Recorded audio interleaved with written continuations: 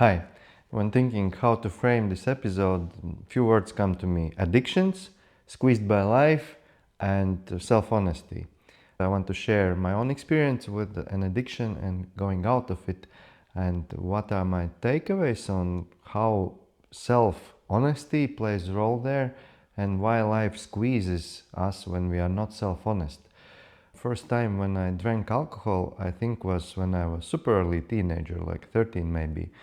I got much more into it starting from my high school, so 10th grade. I was drinking quite often alcohol for, well, till age of 42. So now I haven't drank any alcohol for 1.5 years approximately, and have also zero interest or desire towards it. What's the journey and what are the takeaways? The most important thing I want to convey here is that when I realized that alcohol is not good for me, then I several times tried to drink less often, drink less, or drink less often and drink less. And in all those occasions, I failed. Maybe I could hold for a few weeks, or the record was once 2 months. But still, I always just came back to my usual pattern, which was several bottles of wine per week in most of the recent years.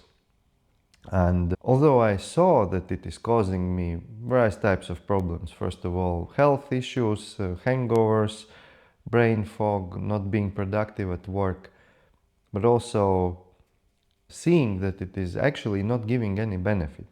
Because I assume most of people who have experienced or are still experiencing some addiction know this pattern, that before either opening a wine in my case or doing something else in your case, there's this anticipation that something good will come from it, and then you drink the first glass and it feels good, but very soon this added effect, it just disappears. Maybe in the first years it feels nicer, but with time this good feel, it just decreases until it's like close to zero. So there's no benefit actually in doing this, but still there's no benefit, there's only bad effects, but we still keep doing that. And what I see now in retrospect is that there's one reason why I was failing in quitting alcohol, or maybe you are failing with quitting some other addiction, and that is because I was not being honest with myself. Because if I look very honestly at myself at that time, when I was drinking wine regularly, then on very deep honest level, I was believing that it serves me, it's good, it gives me something good. And then I was trying to pretend to myself, not to anyone else, but to myself, that I am better than I'm actually is, or I'm different than I'm actually is. Because actually, in reality, I believed that wine is good for me, and that's why I was buying and drinking it, even though intellectually I was thinking that it is not good. And then what is happening? So on the deep level, I have deep belief, conviction that it is good. And then with my intellectual mind, I'm saying, no, alcohol is bad. I will drink less, or I will not drink for a while. And this is some form of self-evasion. So self-lies, self-deception, and in case of families, also deceiving the family members or friends, but I'm not here to moralize. I'm just saying that actually this way I am lying to myself, saying that I'm not like this, I'm like that. But this doesn't work this way, because this self-lying creates pressure, and with time this pressure erupts somewhere. I've heard from people who have quitted with the method of willpower, and they say that 10 or 20 years later, I'm still alcoholic who's just not drinking, and I could fall off the cliff at any moment. And I think this is because there is still this self-deception that I'm not living as I am. And from that comes now one very counterwise conclusion, but it comes from lived experience. And that is to be honest with myself, not only in my thoughts, but also in my actions. And therefore, if I believe that wine is good for me, then not to pretend that it is not good, but just to acknowledge, okay, I really am a person who believes that wine or in your case, maybe something else is good, and go for it. Yes, I'm really saying just go for it. I'm not saying that it will cause pleasant consequences, quite the contrary.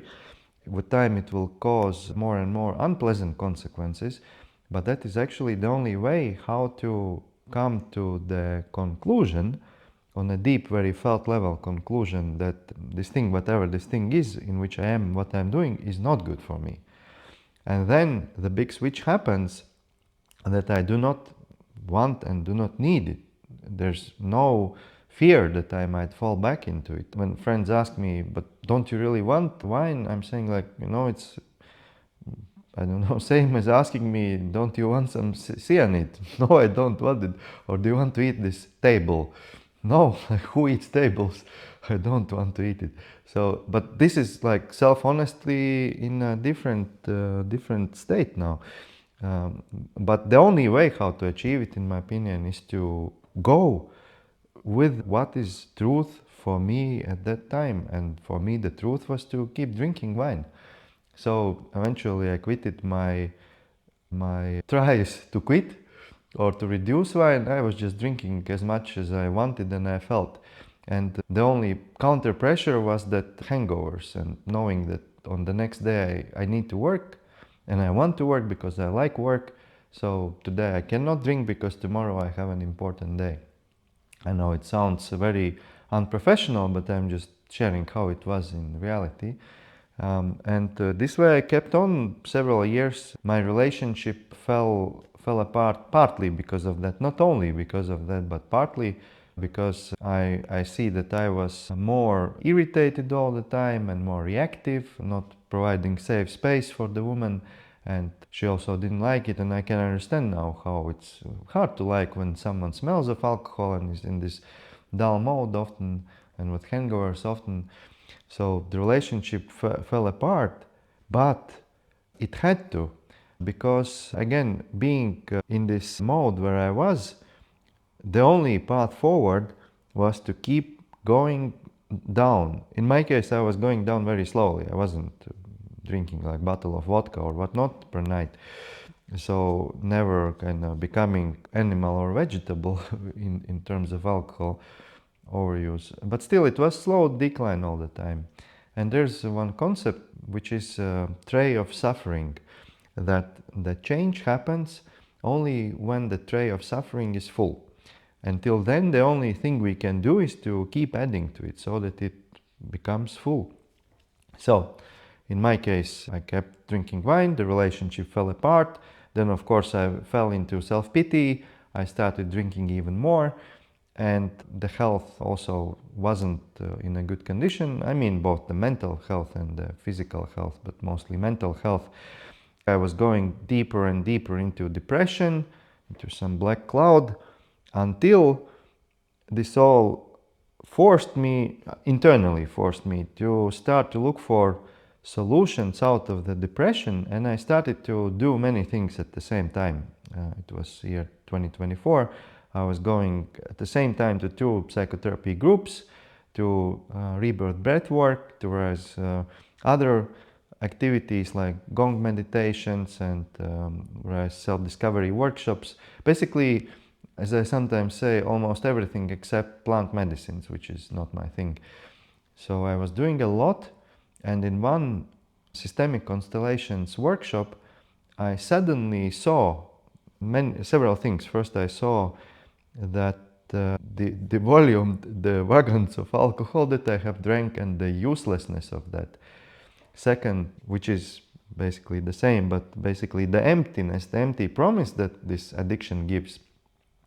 And then I also felt that, wow, I really lacked someone in my life, a fatherly figure who would really see how I'm living, fatherly authority figure who would have seen really how I'm living, who would have put his mature, heavy hand on my shoulder and said like, look, man, like, what are you doing with your life? Like, you really should stop this. And the moment I heard this in my head, and I said out loud these words when I was sharing with the group, that this is what I've been lacking.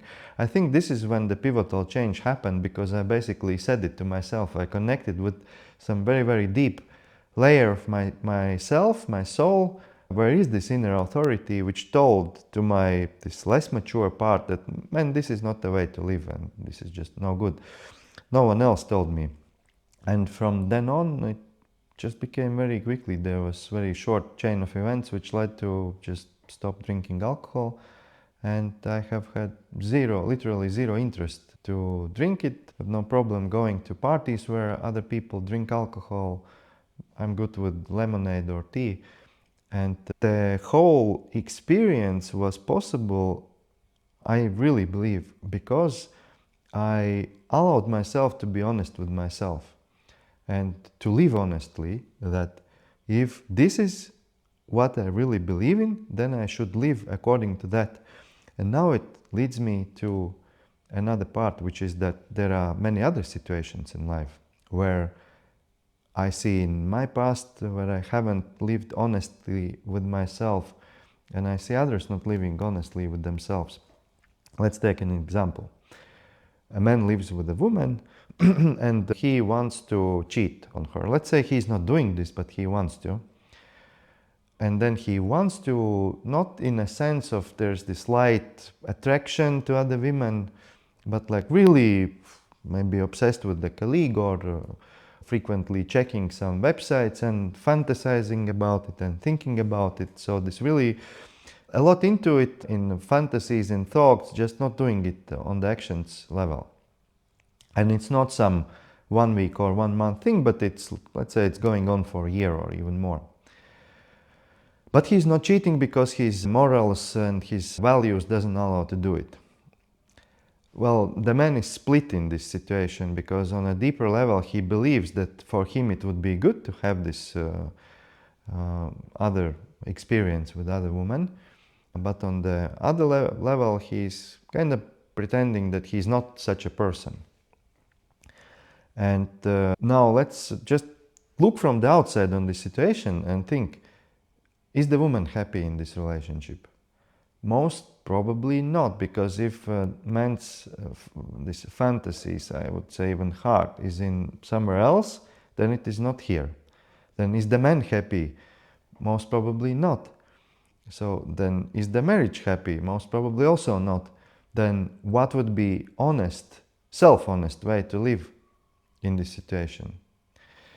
I think the worst, well, the two bad situation, two bad ways forward would be, one would be just to keep the same way, like this fantasizing all the time, and another would be to act out, to cheat on wife. What would be good ways forward? Well, good, more self-honest ways forward. One would be to just openly share this with the wife, knowing that the hell will break open afterwards, but that will be the reality, that will be the truth. Maybe the outcome will be that the marriage will fall apart, or maybe the outcome will be that the couple will start to go to couples therapy and will resolve some issues. But either way, that will be being self-honest. And the other way would be if the man also additionally knows that the marriage is not working anyways, and he sees structural reasons why it's not possible to make it work, then self-honesty would be to divorce. And it's hard to do it, I understand. I've been in a situation when quite long I had to collect myself to call it off in a relationship. So I really understand that it can be hard. But what other ways to live other than to be self-honest? Because let's project further the same situation. Let's say the man talks with his wife that this is the situation, and let's explore both scenarios. In one scenario, the wife is so negatively surprised about the situation, so sad, upset, that it ends up with divorce. And then there is some period of mourning, most probably, and then the man most probably will, if he doesn't just jump immediately into next relationship, he will start the journey of self-discovery and self-development, will start to better understand who he is, what he wants, what are his tastes, and most probably he will find the next partner a person with whom he has a much better alignment, and there will be much less need for fantasizing about other women. Option B is if both partners are mature enough to say, okay, this is the situation. Maybe wife says, you know, I've also been the same way lately, last year. And then they start to go to couples therapy, and then they find out some things which are between themselves in their communication, between their relating, maybe remove, resolve, integrate some projections which were reducing the erotic field between themselves, and then the whole relationship improves, and there's no this inner pressure to fantasize about other women. Again, by being truthful to myself and then to other person involved in the situation, going through a short and pleasant period, it eventually leads to a much better place. I know, or I assume it sounds unethical what I'm talking about, or unacceptable even for some, because the common social conditioning would say, for example, in this example of wife, stop fantasizing, recommit to your wife, be a good husband, blah, blah, blah.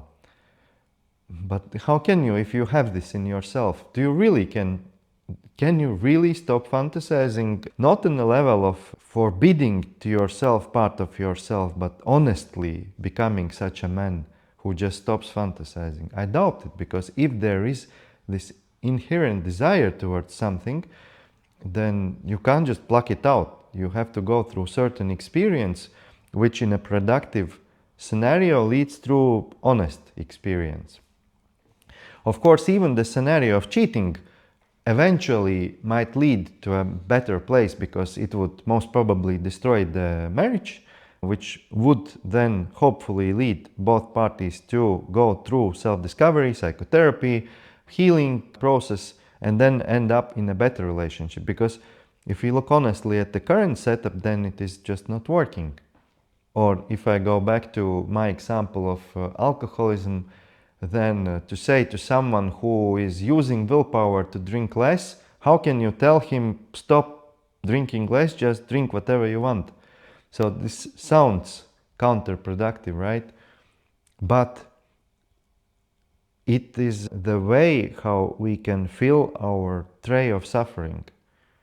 Because you can extend it and suffer whole life, or you can just go down the drain. Sounds bad actually, but go down the drain faster, fill in the tray of suffering faster, and then come to the realizations that are necessary to just realize internally that this is not something good, not just with reading or hearing from someone. This reminds me a very recent conversation when a friend asked me, well, there's a situation in life in which I am, this is what I'm doing it, and my friend tells me I should do instead this, and I don't know what to do. And she asks me, what do you think about it? What should I do? And I told her, you should do what you are. You should do what you feel is aligned with who you are. I cannot tell you if to do this way or that way, or maybe even some other way, because if you will act in a way which is not aligned with who you are, anyways, life will somehow punish for this. Like in my example, if I'm persuading myself just mentally that drinking is not good, so I'm trying to drink less, what is happening actually? I'm just drinking more years. And therefore, life keeps punishing me. But if I just allow myself to do what I feel I want to do, even if some friend says this is not correct, or some book says this is not correct, doesn't matter who says it's not correct, then maybe in short term, yes, it will be more unpleasant for me, but eventually it will be better aligned with who I am, and it will lead me to a better place. And this leads me to one conclusion, that life somehow tends to punish people when we try to pretend that we are better than we are, or different than we are. Doesn't matter, pretend to others or to ourselves. But always this pretension leads to situations when the actual reality comes out, but then in some uglier forms. In Toltec teachings, and I'm referring to the teachings from author Theon Mares, there's one approximate quote that your shortcomings are your ticket to freedom. So let's say the shortcoming of huge desire for other women or shortcoming of desire for alcohol, but they are tickets to freedom when we are using them instead of suppressing them. So to be self-honest, that means to acknowledge where my desire is pulling me towards, and if it's not forbidden by law, and depending on the situation, either to talk openly about this desire, like in the example of marriage, or if it's a single man, then just go for those experiences.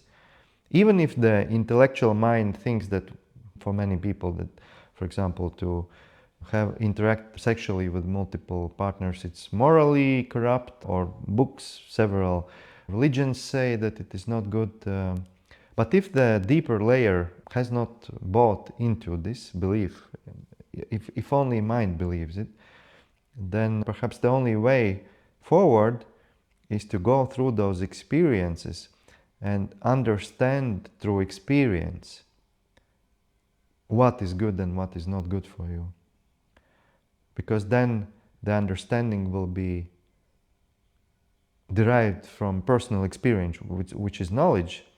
And this is what gives inner freedom then. And this is how this shortcoming can lead to freedom if I follow where this desire is leading me in situations where other people are involved, not causing them suffering. So, for example, to cheat a wife, that would be to cause suffering, but to openly share, yes, this is short-term pain, but it is not causing suffering because I'm just revealing reality, what is there. So by not causing suffering, but by not repressing our desires, we are using them as pathways to inner freedom. So meaning, if I continue this thread of the husband and wife, then having the open conversation, it will definitely in either scenario lead to a place eventually where each person is more free. Either they're together or they're not together. And even if the husband cheats on the wife, it will, through longer route, through more suffering, but it will still lead to a place of more inner freedom and fulfillment for both involved people. But again, I'm not suggesting cheating. So going for desires, it is to the extent where it doesn't go against the law, where it is not consciously causing suffering to other people, but from there on we are free to go for the experiences, because only going into and for the experiences is what can give us this deep understanding and bring change, real change. So if we suppress our desires and we are not going for the experiences, we live in a non-experienced state of life, then life starts to punish. What are the ways how it is happening? One is people their light starts to go out. You've most probably seen people who look like they are dim. Their light is dim, their light is phasing out. And that's very sad state of life, to spend decades in such state. So that's one way how it can happen. Another way is things start to not work around the person. Yes, looks very morally or whatever nice, but things are just not working. Another way is a lot of inner pressure. Desire wants one thing, mind is pushing back, and then there's a lot of pressure which expresses as either irritation or conflicts, sometimes lashing out, and sometimes, and this comes from Jungian concept, that sometimes this shadow side anyway calls its lot. For example, by causing some accident for the person, or by causing the person to act out, And this may be, you know from experience, some people who seem so composed and nice, and suddenly he appears somewhere publicly absolutely drunk, like crazy drunk, and acts out. So that's an example of this, a possible example. Once I was journaling and there came out that one part of my mission, purpose in life, is to help people to bring up both the light and the darkness, and cause that they interact with each other. And this interaction oftentimes is, through felt experience, it is unpleasant, especially when the darkness comes up, with the goal that the integration comes eventually, and this integration is wholeness.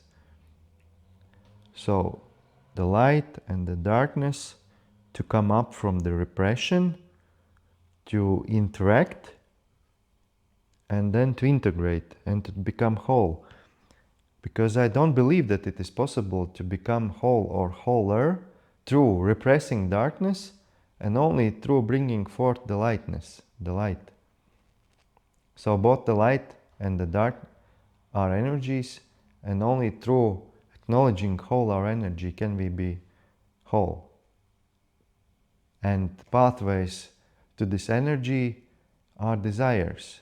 So instead of repressing desires, at least to look into them, to think about them. Why do I have this desire? Where is it leading? To explore them in safe environment like psychotherapy. But often it's just necessary to leave them out. But as I said, respecting the boundaries of law and not causing suffering to other people.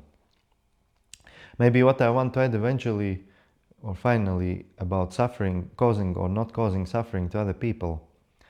I have had, and maybe still have, a lot of issues where I tend to block the flow of my life because of guilt or projecting future guilt. So I cannot do this because I feel guilt if I will do this way. And guilt towards other people. And this is kind of this, not to cause suffering to other people. And this is actually very wrong thought pattern. And maybe if you also have something like that, let's just a bit explore this.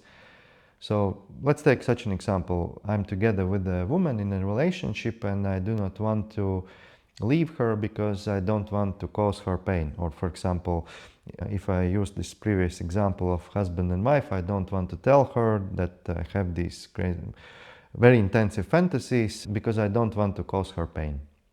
Yeah. But let's think other way around. Like, if I'm this woman, would I like to live with a man who constantly fantasizes about other women? I would not like to live. Would I like to know that it is so? Definitely I would like to know. So, and as this fantasizing is already happening, it is reality, then not revealing this, not bringing up this reality is causing suffering. And speaking about it is taking suffering away. And that is the reality. Yes, it is causing short-term pain, short-term friction, but not suffering. And if the other person is even saying in the situation, you are causing me to suffer, we don't need to look at it that way. We are not causing suffering by revealing what is. We are causing suffering by withholding what is. So therefore, if guilt is the trap, then we can use the same trap against itself. And by such going through such a thought experiment that, but if I keep this way, if I keep not saying this, then can I, and if I imagine that I'm this other person, and if the other person knew this, that this is going on, and I'm not saying this, would it be causing them suffering? Because most probably everyone would acknowledge that yes, it would cause them suffering. And well, it actually is causing suffering because it's impossible that the other person doesn't feel anything. Second thing, It's impossible that the other person would like to stay in a relationship where they are with someone who's staying with them only because of guilt. Also, no. So therefore this guilt trip can be turned on its head against itself this way. Conclude, there's this saying that truth will set you free, and it is indeed so, but starting with self-truth or self-honesty. So to be honest to myself about what I actually want, and then am I actually living according to what I actually want, or am I repressing it, pretending to myself that no, I don't want this, and therefore causing everyone to suffer actually in the long term. And then the solution is to acknowledge to myself who I actually am, what do I actually want, and at least to start to share it openly, acknowledge it that it is so, and whenever possible to go after what I actually want. Maybe experience pain because of it, but eventually become wholer because of it. And that's what life is about. It's about becoming wholer, which in Jungian terms is individuation. So let truth be with you.